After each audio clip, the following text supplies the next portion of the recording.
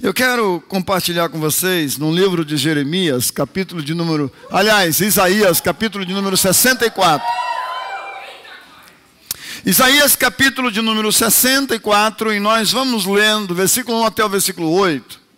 Embora eu esteja com minha Bíblia na linguagem de hoje, eu vou ler na NVI lá com vocês, para não ficar uma tradução diferente. Mas a palavra de Deus diz assim: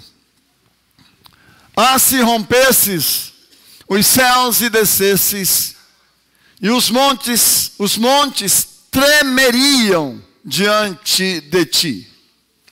Como quando o fogo acende os gravetos e faz ferver a água.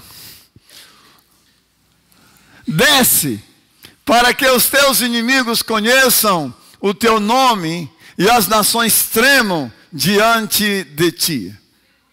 Pois, quando fizestes coisas tremendas, coisas que não esperávamos, descestes e os montes tremeram diante de ti. Desde os tempos antigos, ninguém ouviu. Oh, glória! Desde os tempos antigos, ninguém ouviu. Nenhum ouvido percebeu. Olho nenhum, nem de óculos. Olho nenhum viu outro Deus além de ti, que trabalhe para aqueles que nele esperam. Demais esse texto. Vamos lá.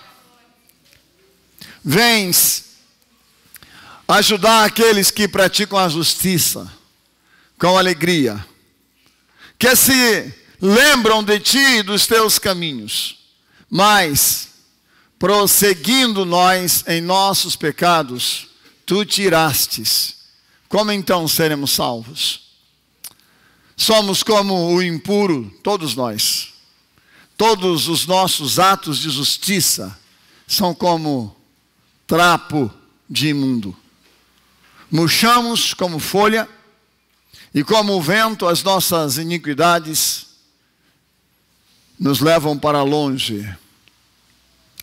Não há ninguém que clame pelo teu nome, que se anime a apegar-se a ti, pois escondeste de nós o teu rosto e nos deixaste perecer por causa das nossas iniquidades. Contudo, Senhor, tu és o nosso Pai, nós somos o barro, tu és o oleiro, e todos nós, não tem o i, né? Todos nós somos obras das tuas mãos. Amém? Ainda Atos capítulo 2, versículo 1 até o versículo 4. Chegando o dia de Pentecostes, estavam todos reunidos num só lugar. De repente veio do céu, diga veio do céu. No nível 3 e mais alto, diga veio do céu. De repente veio do céu um som como de um vento muito forte e encheu toda a casa na qual estavam assentados. E viram que parecia línguas de fogo, que se separaram e pousaram sobre cada um deles.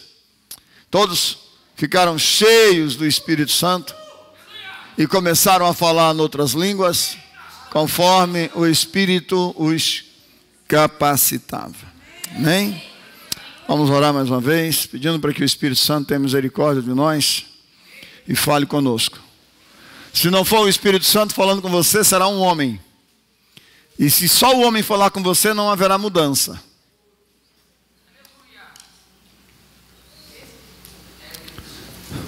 Verdade ou não? Então você tem que ouvir o Espírito Santo. Até porque o homem é falho, o Espírito Santo não.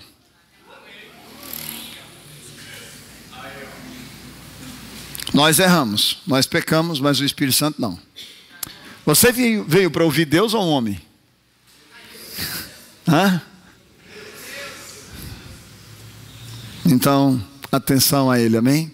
Vamos orar mais uma vez. Espírito Santo, nós estamos aqui na Tua presença e nós queremos de verdade ouvir Tua voz.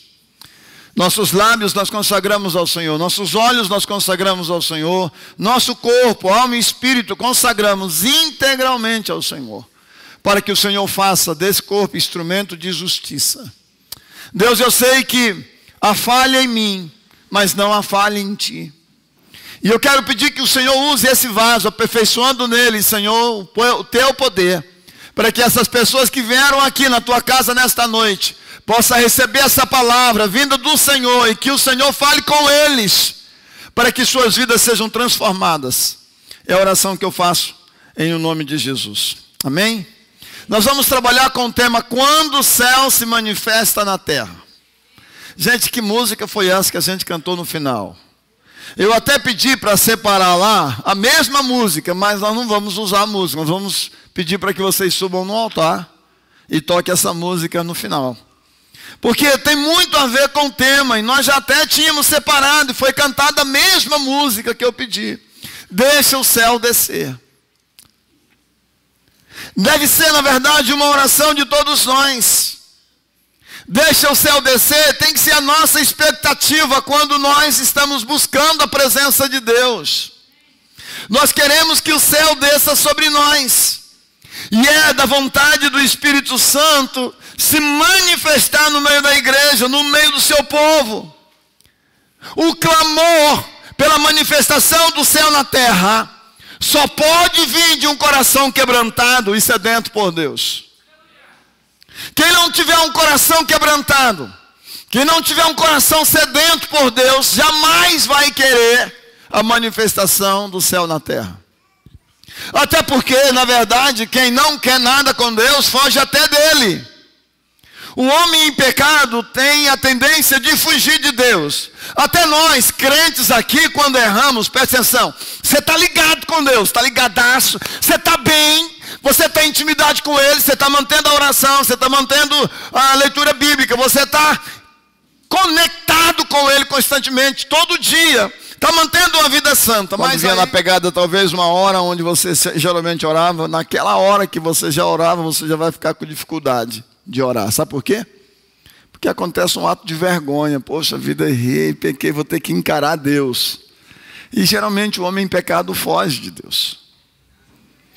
O homem em pecado não tem essa expectativa, não arde no seu coração essa expectativa da manifestação do Espírito de Deus, do céu se manifestar na terra. Sabe uma das coisas, e eu não estou falando dessa igreja, eu estou falando da igreja de Jesus. Quando eu mencionar a igreja, eu não estou falando dessa igreja somente. Na verdade, somente eu falo dessa igreja, mas eu não falo só dessa igreja. Eu falo da igreja de Cristo espalhada por esse mundo. Eu falo, por exemplo, de uma igreja moderna que tem sede de muitas coisas, mas ela está apática pelas coisas de Deus. E na verdade a preocupação é quando essa apatia chega na vida de qualquer pessoa que serve a Deus. Você já imaginou a apatia chegando onde você está? Você já imaginou a apatia alojando no teu espírito? Você já imaginou a apatia alojando na tua mente? Você já imaginou a apatia alojando no teu coração? Você já imaginou você que estava na pegada com Deus, estava ligado com Deus, estava andando em intimidade com Deus, com sede de Deus, mas agora há aquela apatia pelas coisas de Deus? Mas acontece. Agora por que que acontece? Porque nós substituímos o Deus da bênção. Nós substituímos o Deus das bênçãos pelas bênçãos de Deus.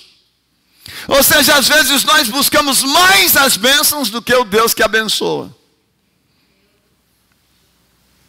E quando nós buscamos mais as bênçãos do que o Deus que abençoa, é porque nós queremos apenas ter coisas, receber coisas, ser de alguma forma abençoados. Nós substituímos o Criador pela criatura, o doador da vida. Nós o substituímos. É como se nós construíssemos a nossa própria Torre de Babel. Sabe que o homem, quando construiu a Torre de Babel, com medo do mundo ser destruído de novo pela água, é porque ele achava que ele podia escapar de Deus.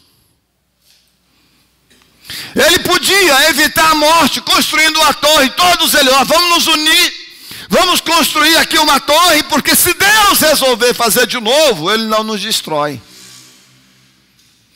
Deus um dia planejar destruir a terra de novo, Ele não terá condições de nos atingir. Tem muita gente que parece que o juízo nunca vai chegar para a vida dele, porque ele acha que pode viver do jeito que quer e até escapar do dia do juízo. Mas não há escape do dia do juízo para você. Todos nós vamos ter que comparecer perante o tribunal de Deus. Então não adianta querer viver desta maneira, substituindo o Deus das bênçãos pelas bênçãos de Deus, o Criador pela criatura. Ou seja, não adianta querer fugir ou construir sua própria estrutura, achando que você pode escapar de Deus. A tendência do homem é, de alguma forma, buscar a sua própria projeção. Eu chamo isso de celebrar o próprio nome. Ou seja, nós nos contentamos com a glória aqui da terra, ao invés de buscarmos a glória do céu.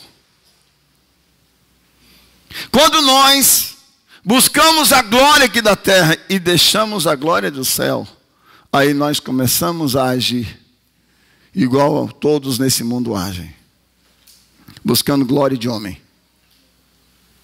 Se tem uma coisa que as pessoas parecem que gostam, são de aplausos. Se tem uma coisa que as pessoas gostam, são de holofotes. Se tem uma coisa que as pessoas gostam, é de nunca estar por baixo. Eles querem estar sempre por cima. Eu não estou falando no sentido de humildade, não. Eu estou falando porque se você é humilde, a Bíblia diz que você é exaltado. Não, mas eu estou falando no sentido de uma busca sagaz, passando por cima de quem for preciso, apenas para ter seus momentos de glória. Construir o seu próprio nome, construir a sua própria torre, ou seja, está num nível diferente dos outros. Às vezes os homens são assim. Agora, o homem que ama o Senhor e que clama pela manifestação do céu na terra, ele pensa diferente.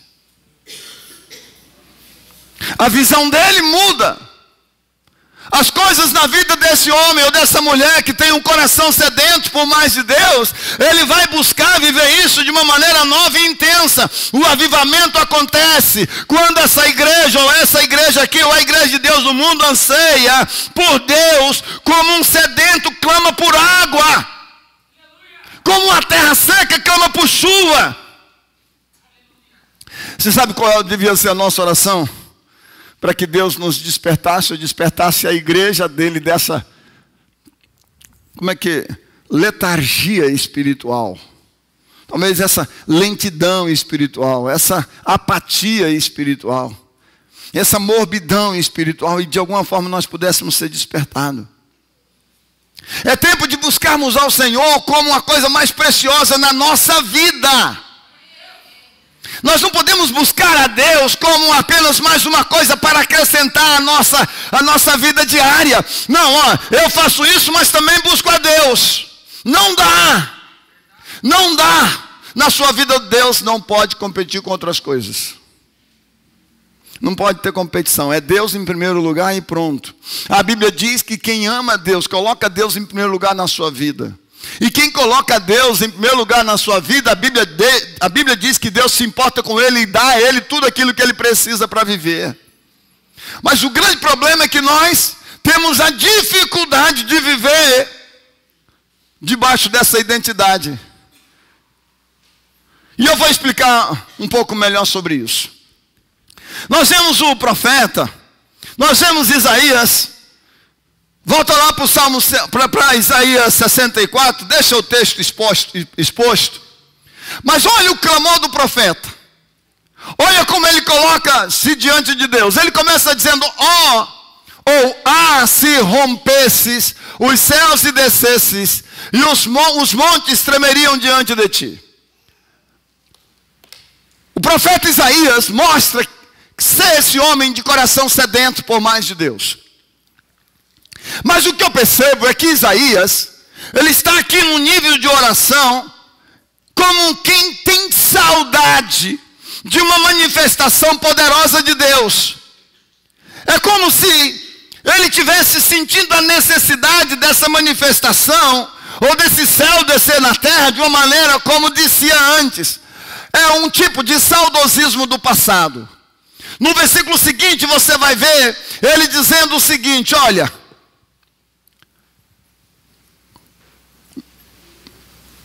Como quando o fogo acende os gravetos e faz a água ferver, desce para que os teus inimigos conheçam o teu nome e as nações tremam diante de ti.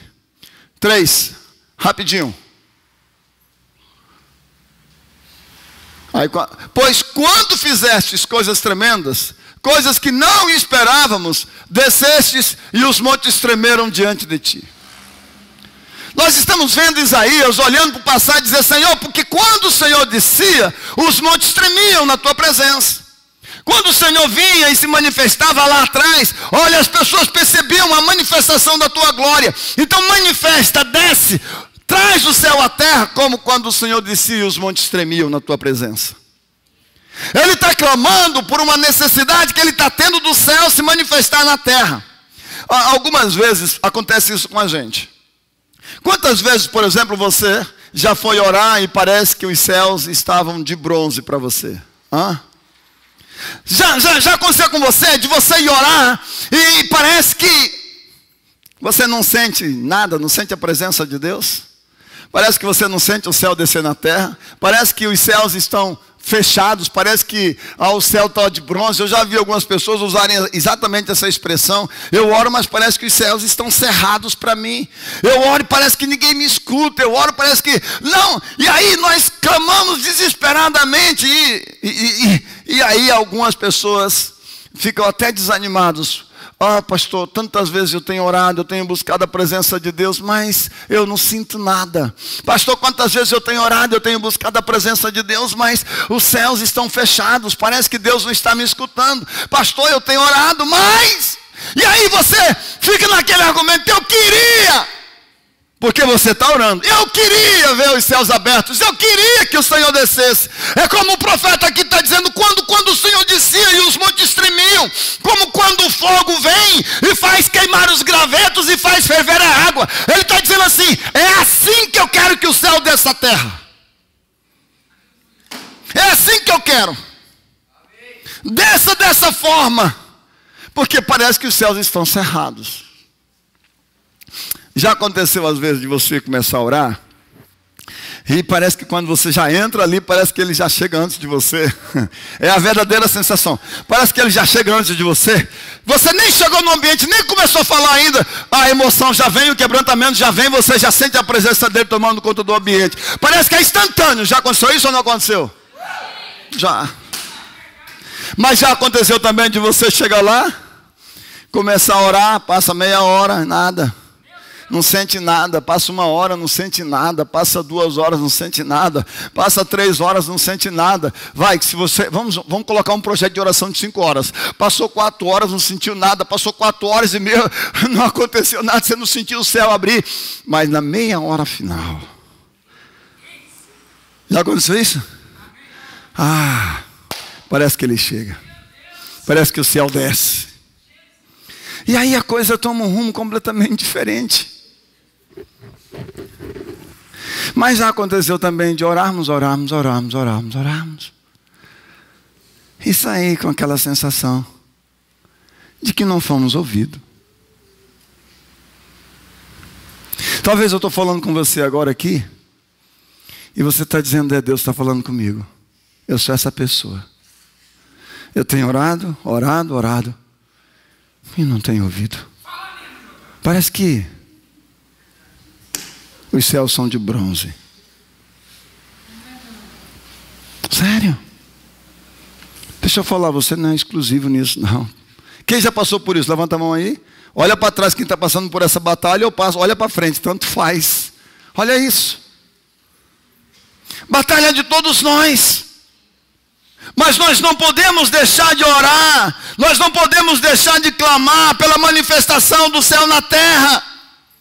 Nós não podemos deixar de buscar a presença de Deus. Sabe por quê, meu irmão? Às vezes nós queremos sentir a presença dele, ou alguma emoção, alguma coisa. É como se ele não estivesse ouvindo, mas deixa eu falar, ele está ouvindo. Uma das coisas que nós precisamos aprender com Deus é que nós temos que ir além das nossas sensações.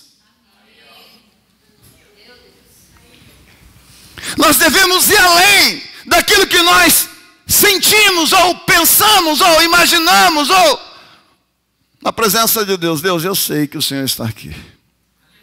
Isso é fé, fé na existência, fé que Ele está ouvindo você. A Bíblia fala que Deus é onisciente, Ele sabe e conhece todas as coisas. Antes que haja uma palavra na sua boca, a Bíblia diz que Ele tudo já conhece. Para aí.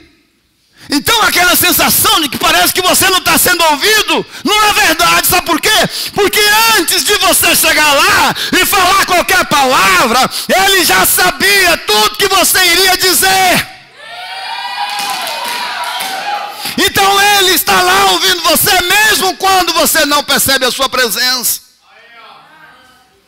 E tem que orar e clamar e dizer: Senhor, eu quero que o céu desça sobre nós, ou sobre minha vida. Nós somos chamados a conviver com o céu na terra, diariamente. Olha, porque a coisa vai tomando uma forma diferente aqui, a partir de aqui. Nós precisamos, como cristãos, conviver com o céu na terra. Diga: céu na terra. Viver com o céu na terra, diariamente. Por que o profeta clama desse jeito? Volta lá para o versículo 1. Por que há uma sede do profeta? Essa expressão em algumas traduções fala em outras traduções fala: se fendesses os céus e descesses. Independente da forma de como está a tradução bíblica de que você está lendo, a Bíblia diz que há uma sede do profeta. Isaías clama pela presença de Deus porque ele tem consciência da necessidade de ser aquecido pela presença de Deus.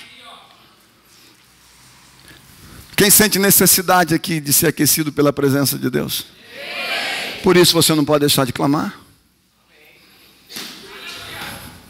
Você não pode deixar de buscar. Você não pode deixar de ter um encontro diário com Deus. Ter encontro diário com Deus é trazer os céus à terra. Nós temos pessoas que buscavam esse tipo de encontro todo dia. Nós temos alguns exemplos de pessoas que andaram debaixo desse privilégio durante muito tempo. Por exemplo, Adão diariamente tinha um encontro com o céu. Todo dia. Gênesis 3. Embora o texto fale do problema dele fugir, mas eu quero citar. Vamos lá, Gênesis capítulo 3, versículo 8. A palavra de Deus diz: ouvindo o homem e sua mulher. Olha que interessante, gente. Olha como esse homem tinha o privilégio de sentir a presença de Deus chegando. O texto diz que ele chegava a sua mulher, passava a ouvir os passos. Olha isso, eu acho que isso é interessante. Ouvindo o homem e sua mulher os passos do Senhor. Você imagina, você está num lugar, daqui a pouco você está lá, você está tranquilo. Daqui a pouco você começa a ouvir uns passos. Mas não é aqueles passos que amedrontam, não. Porque tem gente aí que está ouvindo muita coisa, mas não tem nada a ver do céu. É verdade, tem muita gente ouvindo. Pastor, eu ouvi um barulho lá no quarto, eu ouvi um barulho na cozinha. Pastor, isso me arrepiou, me deixou com medo. A presença do Espírito Santo nunca vai fazer um negócio desse. Mas olha, presta atenção. A Bíblia diz que ouvindo o homem e a sua mulher os passos do Senhor Deus que andava pelo jardim. Olha isso. Deus vinha todo dia. Deus se aproximava de Adão todo dia. Era o céu vindo para a terra todo dia, porque céu, a terra é a presença de Deus manifesta. E o texto diz que Adão tinha o privilégio. Agora, presta atenção, havia um problema com Adão. Nesse momento Adão tinha pecado. E aí quando ele ouviu os passos do Senhor vindo, como diariamente vinha, aí o que ele fez? Aí diz o texto: esconderam-se da presença do Senhor Deus entre as aves do jardim. É aquele estado do homem em pecado que foge de Deus. Você sabe o que eu acho interessante aqui no texto? Que eu queria chamar a sua atenção. Quem é que vai ao encontro de Deus? É Deus ou o homem? É o homem? Não. Olha lá o texto. Hã? Quem é que veio primeiro ao encontro quem é que veio ao encontro do homem primeiro? Foi Deus. Não foi o homem que foi ao encontro de Deus primeiro, não. O texto diz que era Deus que vinha todo dia. Todo dia Deus vinha para encontrar com esse homem. Só para falar uma coisa para você: Deus tem prazer em vir ao teu encontro. Deus quer vir ao teu encontro. Deus quer manifestar a presença dele na sua vida. Ele tem prazer em fazer isso. Agora outro texto de Gênesis capítulo 5, 21 ao 24, eu também vou ler o texto. Nós vamos ver a história de um homem. Esse é demais, presta atenção. Viveu ao todo, eu acho que 5, aí. Aos 65 anos, Enoque gerou Matusalém. Eu quero falar de Enoque. Para quem não sabe, Enoque gerou um homem que mais viveu na terra. Mais de 900 anos. O homem que mais viveu na terra foi esse homem aí chamado Matusalém, que esse Enoque gerou. Ok? Viveu mais de 900 anos. Mas o texto diz que aos 65 anos, ele era jovem ainda, porque 65 anos, depois desses 65 anos, dá a entender que ele viveu mais 300 anos, ou seja, Enoque. Hoje a gente só vive... Eu vi uma mulherzinha hoje com 95 anos, que estava feroz, estava na pegada, fazendo comida e tal. Poxa, uma mulher firme e forte com 95 anos. Mas hoje não se vive mais tanto assim. Imagina 900 anos, imagina 300 e poucos anos. Depois que gerou Matusalém, ele tinha 65. Depois que gerou Matusalém, Enoque andou com Deus quantos anos? O que Enoque fez? Depois que ele gerou Matusalém, ele andou com Deus. Diga, andou com Deus. Ele andou com Deus por 300 anos, gerou outros filhos e filhas. Mas olha o que diz o versículo 23, que eu acho interessante. Viveu ao todo 365 anos, e o 24, Enoque andou com Deus. Olha o texto. E já não foi encontrado, pois Deus o havia arrebatado. Esse homem andou com Deus todo dia, 300 anos. A intimidade dele com Deus era tanta que Deus resolveu arrebatá-lo. Ele não morreu como qualquer mortal, ele não morreu como qualquer um, não. A Bíblia diz que ele foi arrebatado, porque ele andou com Deus. Presta atenção, esse homem viveu de verdade como o céu na terra. Ou seja, ele trouxe a presença de Deus aqui na terra. Ele andava diariamente com Deus. Colossenses capítulo 3, versículos de 1 a 5, eu também preciso desse texto. Nós vamos ver a palavra de Deus dizendo como também nós precisamos fazer isso. A Bíblia nos diz para pensarmos nas coisas que são de cima, ou seja, nas coisas que são do alto, ou seja, nas coisas que estão do céu, aonde Cristo está sentado. Olha lá o texto. Portanto, já que vocês ressuscitaram com Cristo, procure as coisas que são lá do alto, onde Cristo está sentado, à direita de Deus. O que deve ocupar a nossa mente? O que deve ocupar a nossa mente? Você sabe por quê? E você tem que admitir, muitas vezes, a maior parte do nosso dia, a maior parte do nosso tempo, nós não ficamos pensando nas coisas que são lá do céu. Nós pensamos muito do que é aqui da terra. Estamos muito conectados com as coisas que acontecem à nossa volta, mas muito pouco nós gastamos o nosso tempo pensando nas coisas do céu. E a Bíblia então vem para nos despertar, e ela vem para nos dizer, para a gente se manter Mantenham os pensamentos nas coisas do alto e não nas coisas terrenas. Meu irmão, nós precisamos trazer o céu à terra. E para que isso aconteça, nossos pensamentos precisam estar conectados com as coisas que são lá do céu e não com as coisas que são aqui da terra. Pois vocês morreram e agora a sua vida está escondida com Cristo em Deus. Quando Cristo, que é a sua vida, for manifestado, então você também será manifestado com Ele em glória. E o último versículo: assim façam morrer. Olha isso. Assim façam morrer tudo, diga tudo. Assim façam morrer tudo o que pertence à natureza terrena de vocês. Tudo que pertence à nossa natureza terrena, nós precisamos fazer morrer. E por que nós precisamos fazer morrer tudo que faz parte da nossa natureza terrena? Por uma simples razão: nós não pertencemos mais a esse mundo. E é isso que a Bíblia diz. Quer saber o que é importante para um homem? Eu estava falando isso. Você quer saber o que é importante para uma pessoa? Dentro daquilo que ele ensina, dentro daquilo que ele prega, escute esse homem nos seus últimos momentos de vida. Ele vai te passar as lições mais importantes. Quer saber o que ocupava a mente de Jesus? Vai nos últimos momentos de Jesus. Por exemplo, o que ocupava, o que fazia parte da preocupação central de Jesus, você vai encontrar na última oração que Jesus Cristo faz. Jesus está orando por várias maneiras. Vai lá na última oração de Jesus para você ver. Aí você vai ver Jesus Cristo orando para que Deus pudesse guardar os seus discípulos.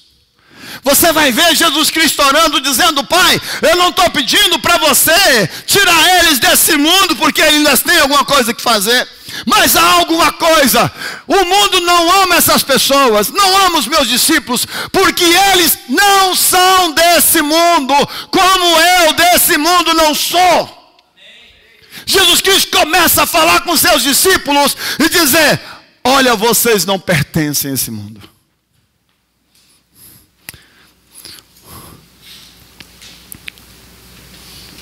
Falando sobre isso, e com seus discípulos, ele fala para os discípulos dele: se meu reino não fosse desse mundo, essas pessoas não me odiariam ao ponto de querer me matar.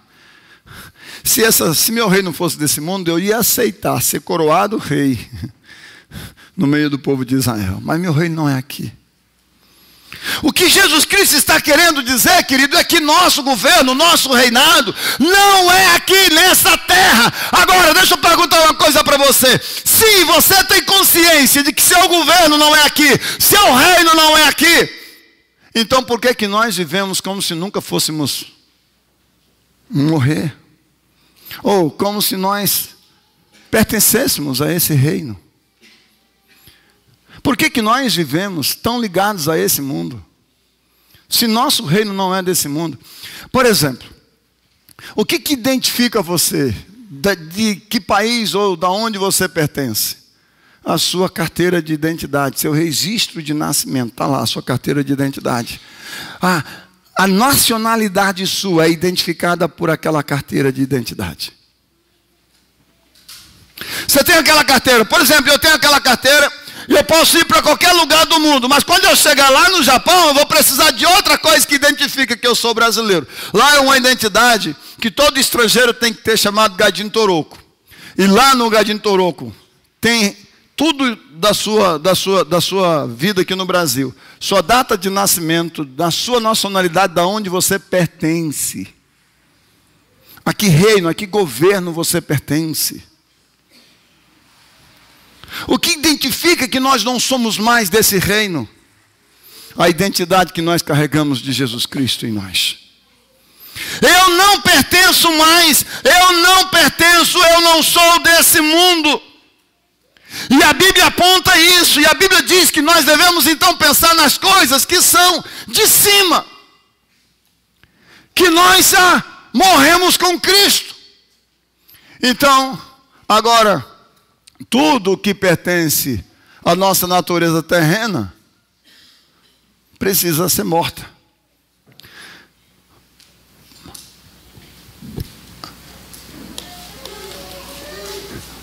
Interessante, porque nós sempre esperamos por um milagre. Eu não vou dizer que você não consegue vencer seu pecado, assim, que você consegue vencer seu pecado na força do braço. É tudo por uma ação de Deus na sua vida. Lógico, sem Ele você não consegue nada. Mas olha o que o texto está dizendo. Assim, façam morrer. Quem é que tem que fazer morrer? Hã? Diga, nós mesmos. Você tem que fazer morrer em você toda aquela natureza carnal. Toda essa natureza terrena. É você que tem que fazer morrer. Olha o texto. Ele diz, façam morrer toda essa natureza que é terrena. Aí ele cita algumas coisas. Por exemplo, façam morrer toda essa natureza terrena de vocês. Aí ele cita imoralidade sexual. Nós podemos fazer morrer em nós toda imoralidade sexual. É só a gente não alimentar a natureza. Se você não alimentar, ela vai morrer. Aí diz, paixão, desejos maus, ganância, que é um tipo de idolatria. Então a Bíblia aponta que nós não somos daqui e que nós devemos pensar sempre nas coisas que são lá do alto. Gênesis capítulo 18, versículo de 1 a 10, nós vamos ver, por exemplo, outro exemplo. Abraão experimentou várias vezes a manifestação do céu na terra. E aí a experiência de Abraão é impressionante. Porque da mesma maneira como, por exemplo, Adão ouvia mais Eva o barulho, né, os passos de Deus chegando para conversar com eles, e que era diferente. E já aconteceu isso. Eu vou citar primeiro Abraão e vou citar alguns exemplos aqui cotidiano nosso. A Bíblia diz que Abraão teve a manifestação do céu literalmente na terra com a visita de 3 anjos. Os 3 anjos chegaram para visitar Abraão, presta atenção. Para chegar, visitar Abraão na casa dele, comer com ele. Você já imaginou o privilégio de Abraão? Comer, sentar com 3 anjos. E aí, Abraão é alguém que Deus chama de amigo. Ou seja, Abraão é conhecido por ser amigo de Deus, andar em intimidade com Deus. A questão de Abraão e a intimidade com Deus, o relacionamento que ele tinha com Deus, ou seja, Abraão era uma presença manifesta de Deus aqui na terra, porque Deus amava Abraão, falava com Abraão, conversava com Abraão, andava com Abraão, tinha intimidade com Abraão. E aí chega aqueles 3 anjos, porque Deus tinha um propósito. Deus estava visitando para sentenciar ou condenar uma cidade chamada Sodoma e Gomorra, destruir. E aí quando ele chega lá com aqueles 3 anjos, eu estava assistindo um filme sobre isso essa semana, num documentário, até achei interessante. Havia 2 anjos dentro do documentário agora, vestidos de um jeito, e havia um de maneira muito especial. E ele, esse terceiro anjo, representava o próprio Jesus, naquela ocasião. Abraão até chama esse anjo de Senhor. Pode avaliar o texto. Aqueles 2 anjos, depois de terem aquele momento com Abraão, aqueles 3 anjos, depois de terem momentos com Abraão, 2 anjos vão direto para a cidade. E um anjo, que é aquele que Abraão chama de Senhor, fica com Abraão. E aí diz, como eu vou poder esconder o que eu estou planejando fazer do meu amigo Abraão? Como que eu posso esconder? Olha a intimidade de Deus com Abraão. Como que eu posso esconder? E aí começou a conversar com Abraão. De Abraão, eu estou com um planejamento aqui. Sodoma e Gomorra, o clamor dessa cidade, estão subindo até mim. O pecado dessa cidade, então nós vamos destruir aquela cidade. Abraão se apavorou porque naquela cidade estava o seu amigo e o seu sobrinho. Naquela cidade estava Ló, e ele se apavora, ele começa então a pensar na cidade, pensar na família dele. E ele começa a orar, e ele começa a falar com o anjo: Senhor, longe de ti matar o justo e o ímpio, longe de ti condenar o ímpio com o justo, não faz isso. Se tiver 50 justos, o Senhor ainda mesmo assim vai destruir a cidade. E aí Deus, olha, diz para Abraão, o Senhor disse para Abraão: Abraão, se tiver 50 justos, eu não vou destruir. Aí ele ora e fala com um pouco mais com o anjo: Senhor, mas se tiver só 30. Se tiver 30, eu não vou destruir. Senhor, eu vou me atrever a falar contigo. E se tiver 20? Se tiver 20, eu não vou destruir. Eu vejo Abraão confiando naquilo que ele tinha como relacionamento com Deus. Ele disse: Senhor, só mais uma vez eu vou me atrever a falar contigo. Perdoe o teu servo. Mas se tiver 10? Se tiver 10 justos naquela cidade, eu não vou destruir a cidade por amor àqueles 10. Abraão tinha crédito com Deus. É lógico que a cidade terminou sendo destruída, a cidade inteira, porque não tinha 10 justos. Já imaginou um negócio desse? Horrível, né? Uma cidade inteira não ter 10 pessoas que fossem justas, ou seja, que temesse a Deus. Então só a família do sobrinho dele ainda foi salvo. E ainda a mulher, vocês sabem da história, se tornou uma estátua de sal. Mas a Bíblia fala que algumas pessoas sem saber, diga sem saber, hospedaram anjos.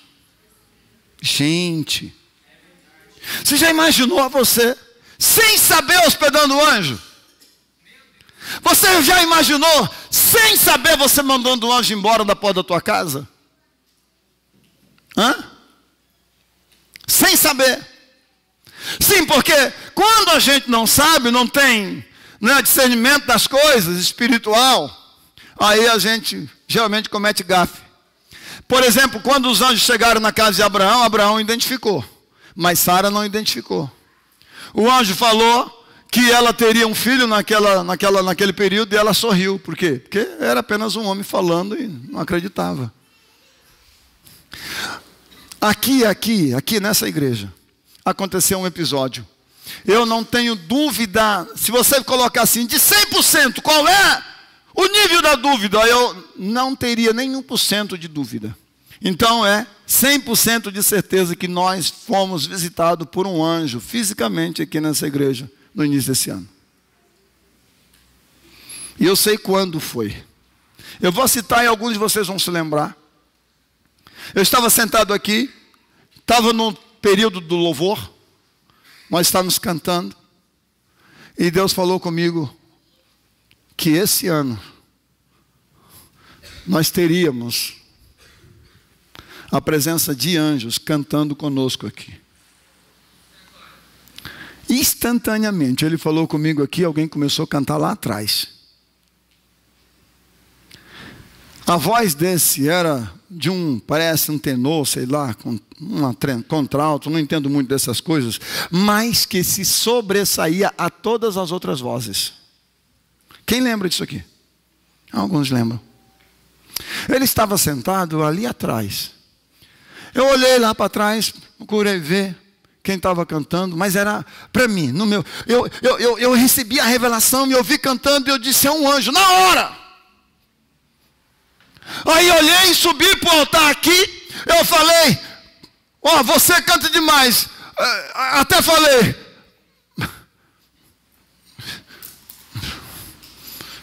Eu estava impactado com o negócio. Aí depois, terminou o culto, eu procurei o homem, já não estava mais. Sumiu. Eu não tenho dúvida que era um anjo. Eu não lembro quantos anos faz lá atrás. Eu estava numa igreja batista lá não era no Boqueirão, lá no Vila Áurea. Uma igreja batista, numa reunião da convenção, não sei o quê. Chegou uma pessoa na porta da igreja. Estava um monte de gente reunido e aquela pessoa chegou lá, na frente da igreja, pedindo alguma coisa. E na hora, no meu espírito, alguma coisa me falou que esse negócio era diferente. Que era um anjo que estava lá. Mas no meu espírito, sabe como você começa a questionar? Eu comecei a questionar comigo mesmo, e aí eu comecei questionando comigo mesmo, comecei a falar: não, mas para aí, ele está muito mal vestido, né? Está assim. Aí eu já comecei a questionar e colocar em xeque se ele estava falando a verdade, porque o que ele estava pedindo, eu não posso dar, porque se for para dar isso, comecei a pensar. Ele não falou nada, quietinho, não, de um jeito assim muito diferente. Ele simplesmente saiu na porta. Só foi saindo. Aí eu não lembro, tinha uma das minhas ovelhas que estão aqui comigo hoje, não lembro quem, eu procurei isso aqui. Rapaz, tem um negócio aqui que está me incomodando. Eu acho que veio um anjo aqui e eu disse não para ele. E aí quando eu saí na porta, eu não vi mais ninguém, nem a distância.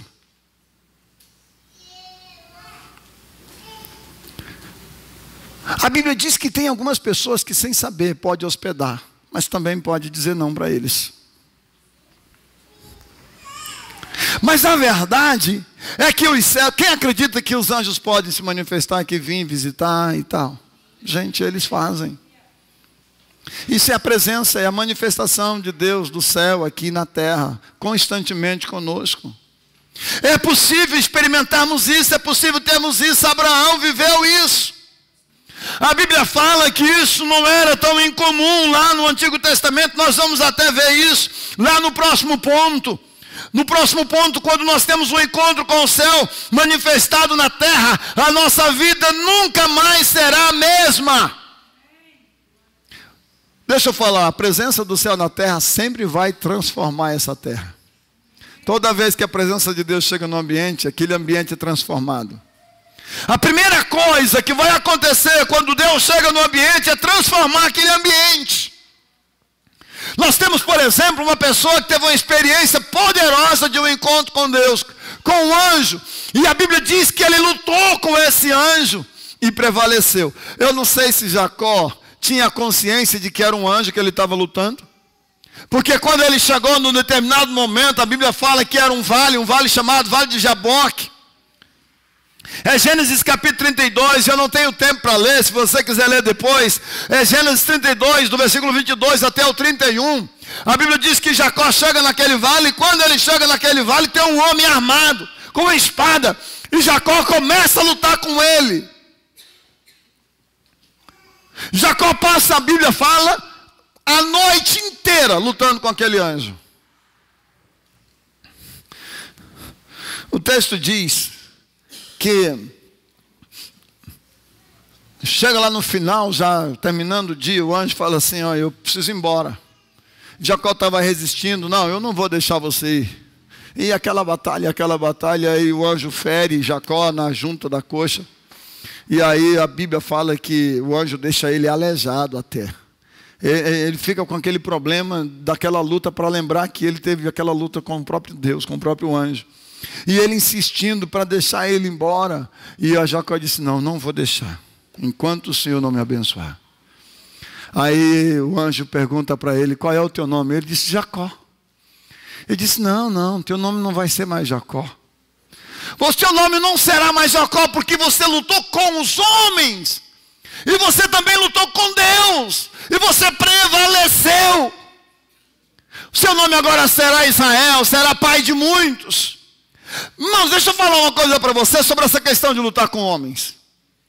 Toda vez que a nossa fé está baseada em comportamento de pessoas, nós renunciamos à nossa própria fé em Deus. Jacó teve muitas situações para desacreditar na manifestação de Deus. Muitas. E eu vou explicar como. Deixa eu explicar uma coisa para você. Jacó foi enganado assim que chegou na casa daquele que viria a ser o seu sogro, um homem chamado Labão, parente dele, mas que enganou Jacó por 7 anos. 7 anos Jacó trabalhou para ter uma esposa, e quando chegou no dia, ganhou outra. Ganhou uma mulher chamada Leia, mas ele não amava a Leia, ele amava uma mulher chamada Raquel. Aí Labão disse, você trabalha outros 7 anos, e aí você vai poder ter a Raquel. Se você trabalhar outros 7 anos, aí eu te dou a Raquel. E ele foi lá e trabalhou mais 7 anos por ter a Raquel. Aí ele vai trabalhar cuidando de ovelhas, cuidando do pasto das ovelhas de Labão.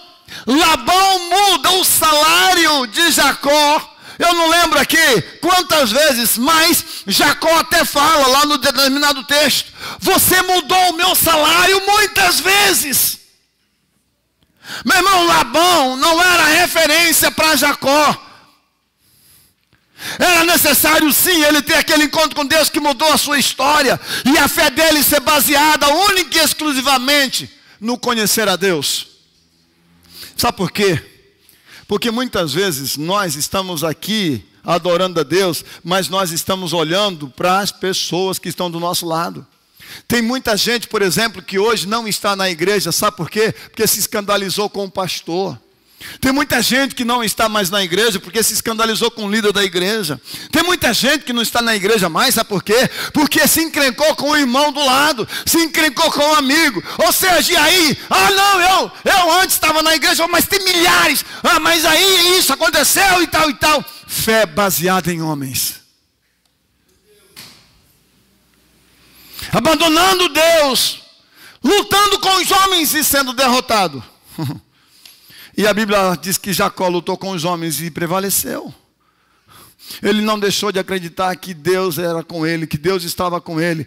Meu irmão, deixa eu falar, Jacó sim agiu de maneira muito errada. Tem muita gente que fala que o momento da transformação da vida de Jacó, o momento que ele encontrou com Deus, que teve a sua vida totalmente transformada, foi só naquele momento em que ele tem aquele encontro e aquela luta no Vale de Jaboque com o anjo. Não! A vida de Jacó começou a ser mudada quando ele sai da sua terra e ele encosta-se debaixo de uma árvore e ele vai dormir e coloca uma pedra e tem um sonho especial quando ele vê uma escada que topava o céu, o topo, e diz que descia anjos e subia através daquela escada. Jacó começa a dizer: Deus está aqui, eu não sabia.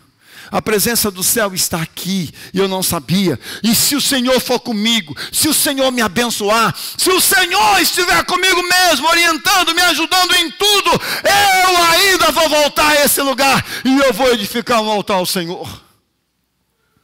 Ele estabeleceu um compromisso com Deus. Ele não esqueceu do compromisso. Precisava lidar com as coisas do seu passado, lutou com o anjo, teve sua vida completamente transformada, sim, cumpriu todos os propósitos de Deus na vida dele. Mas ele não deixou que comportamentos de qualquer pessoa fizesse ele deixar de confiar em Deus. Outro exemplo é Moisés. Moisés teve um encontro com o céu manifestado lá em Êxodo capítulo 3, versículo de 1 a 10, também não vou ler.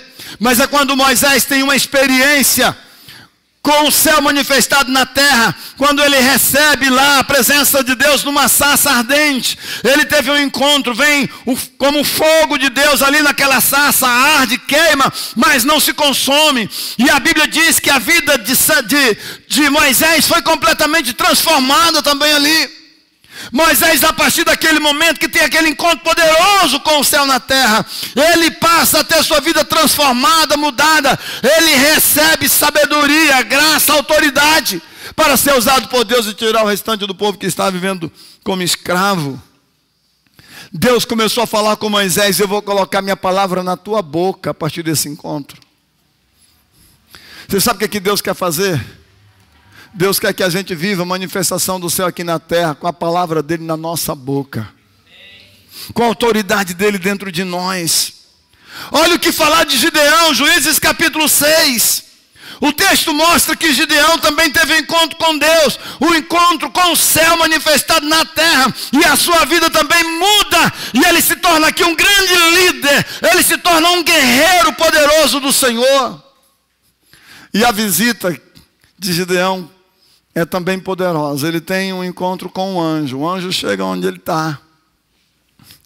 Aquela coisa dos anjos virem e chegar e já saudar o homem: o Senhor é contigo, varão valoroso. E começa aquela conversa. Daqui a pouco Gideão tem a sua vida totalmente transformada. Isaías 6, eu não tenho tempo para ler também, de 1 a 8. Mas a palavra de Deus diz que Isaías teve uma visão do céu. Quando ele vai lá no templo, ele vai lá para orar, a Bíblia diz que ele vê o Senhor assentado num alto e sublime trono. Ele tem a visão do céu manifestado na terra. Exemplo de Lucas capítulo 1, versículo de 26 ao 38. Quando Maria também tem a visão do céu na terra, manifestado na terra. A vida de Maria é completamente transformada, ao ponto de fazer de Maria a mãe do próprio Senhor.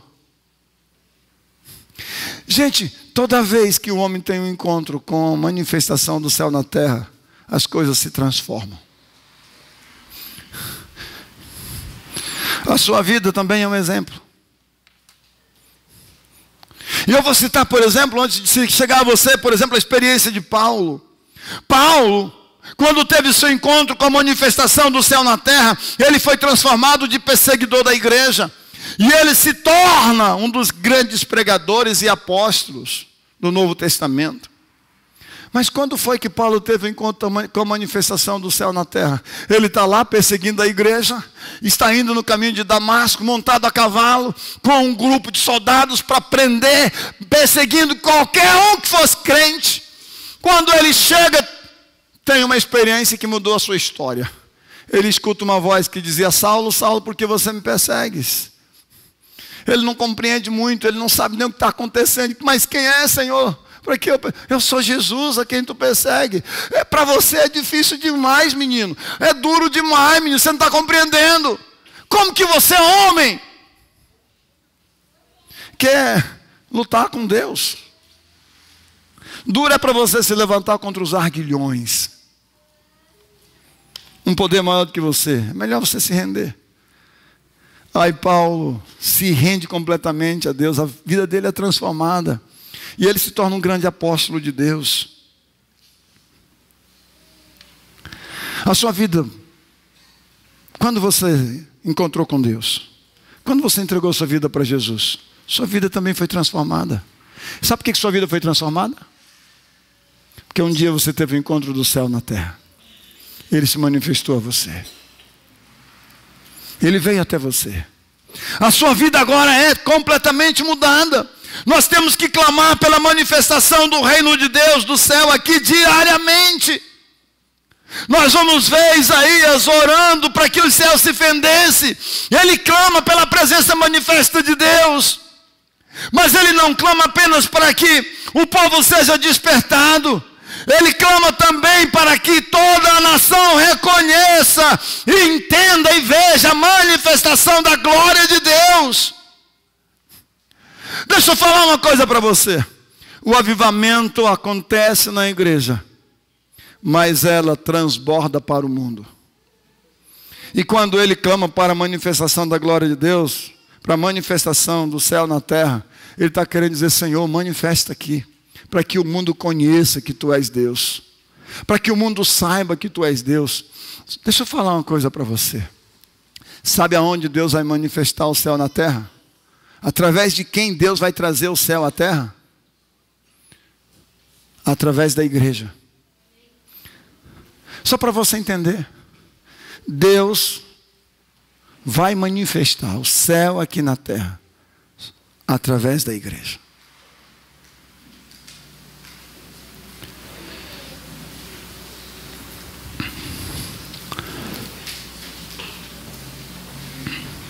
É através de você que Deus quer se revelar, que Deus quer transbordar em toda a terra. Mas sabe qual é o problema? Que não acontece isso no nível que precisava. Porque nós estamos cheios das coisas aqui dessa terra. Nós estamos vivendo como se nunca fôssemos morrer. Nós estamos dizendo que o nosso reino não é desse mundo, mas nós só trabalhamos para ter as coisas desse mundo. A Bíblia diz que nós precisamos mudar isso. Nós precisamos buscar a glória e o reino de Deus na nossa vida. Mateus capítulo 6, e aí eu quero esse texto, pode expor para mim. Mateus capítulo 6, do versículo 9 até o versículo 13. Talvez não leia todo o texto por causa do tempo, mas olha o que Jesus Cristo está falando. Vocês orem assim. Alguns discípulos começaram a pedir para Jesus ensiná-los a orar. Aí quando Jesus chega perto deles, Jesus diz: vocês precisam orar, e quando vocês orarem, é assim que vocês devem orar. Como é que ele ensina? Qual é a primeira coisa que Jesus Cristo coloca? Pai nosso que estás nos céus, santificado seja o teu nome. Venha o teu reino. Venha o teu reino. Seja feita a tua vontade, assim na terra como no céu. Ele está dizendo: vocês precisam orar para que venha o reino de Deus na terra. Vocês precisam orar para que a vontade de Deus seja feita aqui na terra, como a vontade de Deus é feita no céu. A nossa oração tem que ser: Senhor, nós queremos a manifestação do céu na terra. Nós queremos a glória do céu na terra.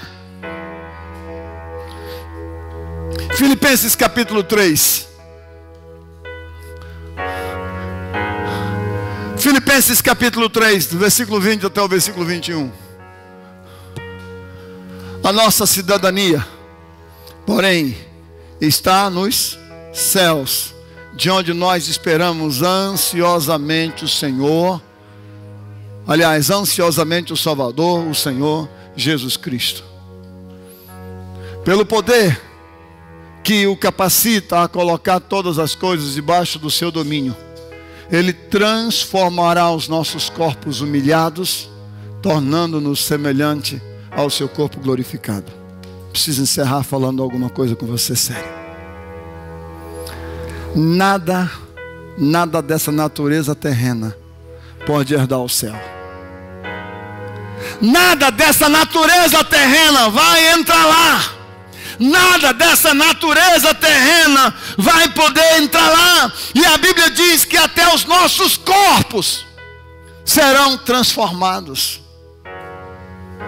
Querido, é nada de nós, nada dessa natureza. Nós precisamos ter nossos corpos transformados. Nós precisamos ter. E a Bíblia diz que vai acontecer isso pelo poder que nos capacita, que é o poder de Deus.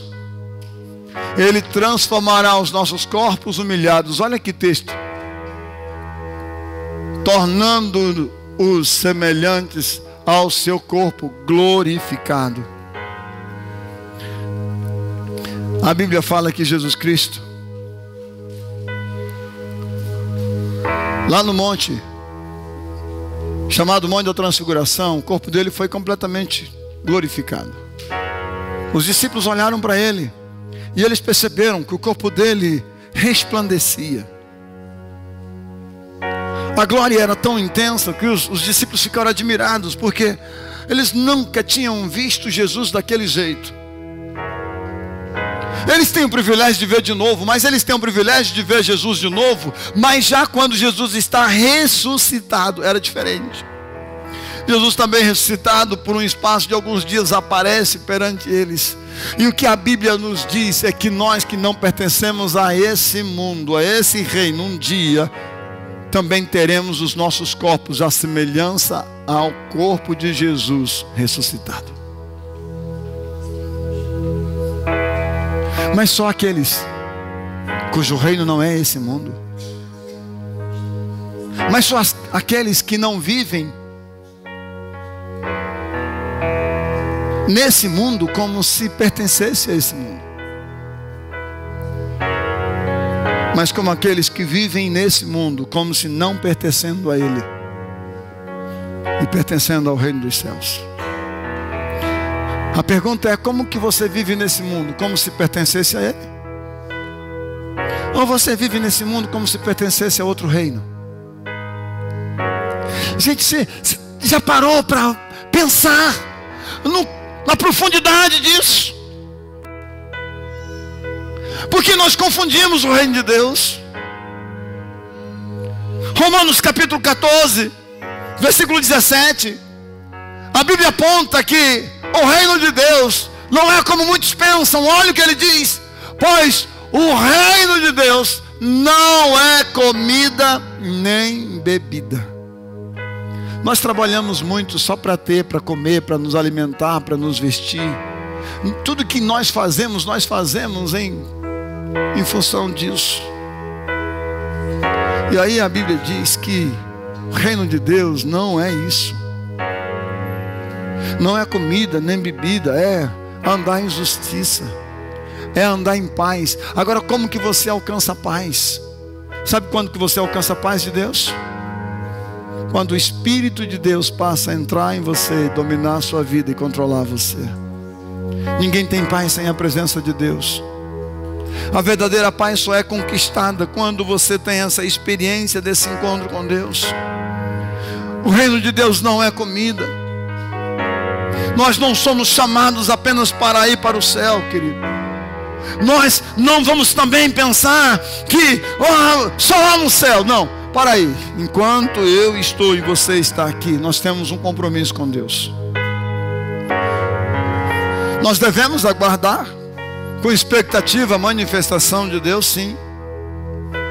Mas o nosso compromisso não é só de pensar no dia que nós vamos ser arrebatados. O nosso compromisso é de, enquanto estarmos vivos, nós temos um compromisso. Nós precisamos trazer o céu na terra. Eu preciso trazer o céu na terra todo dia. Quando eu estou pregando aqui, sabe o que eu estou fazendo? Eu estou trazendo o céu na terra. Quando você está aqui buscando a presença dele, sabe o que você está querendo fazer? Você está trazendo o céu à terra. Você está buscando a presença dele. Jesus nos prometeu coisas maiores. Jesus prometeu os céus abertos sobre nós. Olha o que diz em João capítulo 1, versículo 50 e o versículo 51. Olha que promessa extraordinária. Jesus disse: você crê? Porque eu disse que eu vi debaixo da figueira. Você verá coisas maiores do que essa. Olha só. E então acrescentou: digo-lhes a verdade, vocês verão o céu aberto e os anjos de Deus subindo e descendo sobre o Filho do Homem. Vocês vão ver os céus abertos. Vocês vão ver os anjos de Deus subindo e descendo. Vocês vão ver a glória de Deus descendo.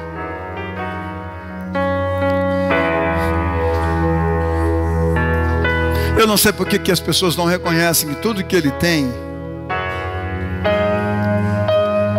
vem dEle.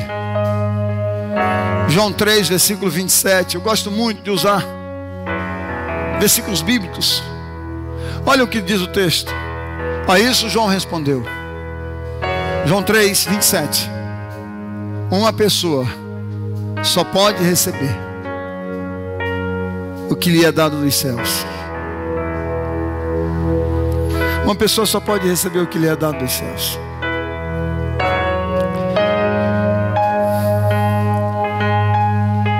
Se Deus não quisesse que você provasse e experimentasse algo maior,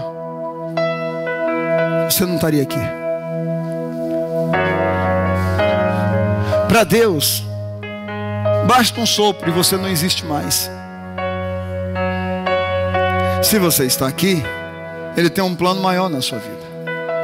Agora, se eu tenho a consciência de que tudo que eu tenho, de que tudo que eu sou vem de Deus, meu compromisso é de manifestar esse céu nessa terra aqui, é de viver para Ele. Tudo que nós precisamos é de uma experiência do céu manifestado na terra, e a nossa vida nunca mais será a mesma. O avivamento que eu e que você almejamos, e que também nós precisamos, vem do céu, é gerado no céu e operado na terra pela presença do Espírito Santo. Ó, se fendesses os céus e descesses, como quando o fogo queima os gravetos e faz ferver a água, como quando o Senhor descia, quando menos esperava, e os montes tremiam a tua presença. É a oração desesperada de um apaixonado pela presença de Deus. É a oração apaixonada por alguém que quer ver o céu manifestando na terra. Toda vez que você fala de Jesus, toda vez que você vive Jesus, toda vez que você proclama essa verdade, você traz a existência do céu aqui na terra. Sabe qual é o nosso compromisso? Trazer a existência do céu aqui na terra, meu querido.